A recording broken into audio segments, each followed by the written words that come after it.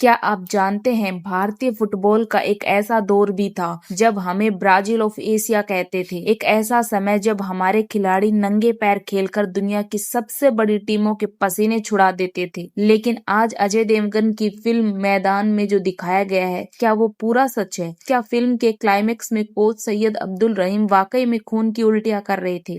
क्या आप जानते हैं कि जकार्ता के उस फाइनल मैच में भारत की जीत के पीछे एक ऐसी टीम का हाथ था जिसका नाम सुनकर आप दंग रह जाएंगे। आज हम इस फिल्म की परतों को खोलेंगे और जानेंगे वो 5 बड़े सच। एक ऐसा फैक्ट है जिसे सुनकर हर हिंदुस्तानी का सिर फक्र से ऊंचा हो जाएगा। तो कुर्सी की पेटी बांध लीजिए, क्योंकि आज बात सिर्फ मैदान की नहीं, हिंदुस्तान के उस गौरव की होगी जिसे इतिहास के पन्नों में दफन कर दिया गया था। फिल्म मैदान हमें ले जाती है 1952 से 1962 के उस दौर में, जिसे भारतीय फुटबॉल का स्वर्ग युग कहा जाता है। इस युग के निर्माता थे सैयद अब्दुल रहीम साहब। अजय देवगन ने इस फिल्म के किरदार को इतने परफेक्ट तरीके से निभाया है कि उनकी आंखों की गहराई सब कुछ कह देती है।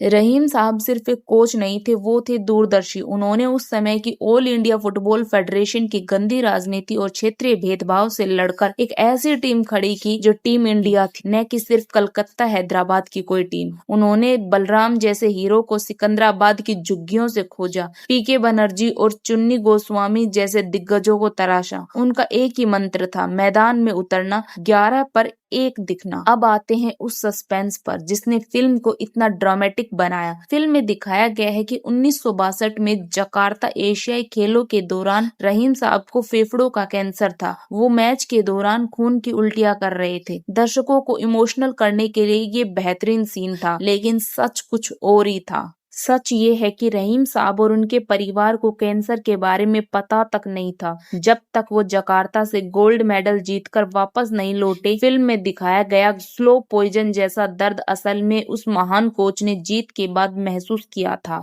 तो क्या डायरेक्टर अमित शर्मा ने ड्रामा के साथ इतिहास से छेड़छाड़ की? इतना ही नहीं, फिल्म के फाइनल मैच में दिखाया गया है कि भारत दक्षिण कोरिया से पहले एक गोल से पिछड़ रहा था। असलियत में भारत ने मैच के पहले 20 मिनट में ही पीके बनर्जी और जनरल सिंह की गोल की बदौलत 2-0 की बढ़त बना ली थी। दक्षिण कोरिया ने अपना एकमात्र गोल मैच खत्म होने से सिर्फ 5 मिनट पहले ही दागा था। फिल्म ने हमें टीम ऑफ कमबैक के तौर पर दिखाया, जबकि हकीकत में उस दिन भारत ने पूरे मैच में अपना दबदबा बनाए रखा था। फिल्म में दिखाया गया है कि जकार्ता में पूरा स्टेडियम भारत के खिलाफ था, क्योंकि एक भारतीय अधिकारी ने इजराइल और ताइवान के पक्ष में बयान दे दिया था। भीड़ हमारी बस पर पत्थर फेंक रही थी, लेकिन फिल्म में वो एपिक मोमेंट मिस कर दिया जो इतिहास को पन्नों में दर्ज है। क्या आप जानते हैं कि जब 1 लाख इंडोनेशिया दर्शक भारत की हार की दुआ कर रहे थे, तब वीआईपी स्टैंडर्ड्स के एक कोने से 20 लोग लगातार चिल्ला रहे थे, इंडिया इंडिया। ये कोई और नहीं बल्कि पाकिस्तान की हॉकी टीम के खिलाड़ी थे। एक दिन पहले ही पाकिस्तान ने भारत को हॉकी में हराया था, लेकिन फुटबॉल के फाइनल में वो अपने पड़ोसी देश के लिए ढाल बनकर खड़े थे। फिल्म में अगर ये सीन होता तो शायद सिनेमाई इतिहास का सबसे बड़ा गूज़बम्प मोमेंट होता। फिल्म में जनरल सिंह के किरदार को एक जाबाज डिफेंडर के रूप में दिखाया गया है, लेकिन उनकी असली कुर्बानी फिल्म से कहीं बड़ी थी। थाईलैंड के खिलाफ मैच में जनरल सिंह के सिर पर गंभीर चोट लगी और उन्हें 10 टाके आए। डॉक्टरों ने उन्हें खेलने से मना कर दिया था, लेकिन रहीम साहब का मास्टर स्ट्रोक देखिए। उन्होंने जनरल सिंह को डिफेंस से हटाकर सेंटर फॉरवर्ड बना दिया ताकि उन्हें ज्यादा भागना न पड़े और सिर पर जोर न आए। और जानते हैं क्या हुआ? उसी घायल योद्धा ने सेमीफाइनल और फाइनल दोनों मैचों में गोल दागे। ये सिर्फ एक फिल्म का सीन नहीं, बल्कि भारतीय फुटबॉल की वो रग है जिसमें आज भी खून दौड़ता है। अगर फिल्म की मेकिंग की बात करें तो फ्योडोर लियास की सिनेमेटोग्राफी और आरपी यादव का एक्शन डायरेक्शन लाजवाब है। फुटबॉल के मैच इतने रियल लगते हैं जैसे आप खुद उस मैच में खड़े हों।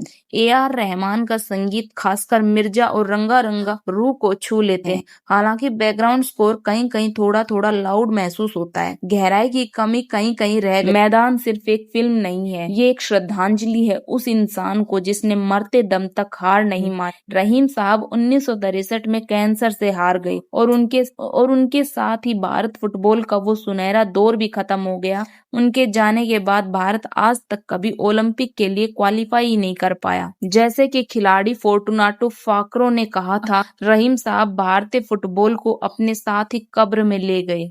तो दोस्तों, क्या आपने मैदान देखी? क्या आपको लगता है कि फिल्म में किए गए बदलाव सही थे? और क्या आपको जनरल सिंह और पाकिस्तान हॉकी टीम वाला सच पता था? कमेंट में अपनी राय जरूर दें। अगर ये अनकहा इतिहास आपको पसंद आया हो तो वीडियो को लाइक करें और उन दोस्तों के साथ शेयर करें जो फुटबॉल को सिर्फ यूरोपियन खेल समझते हैं।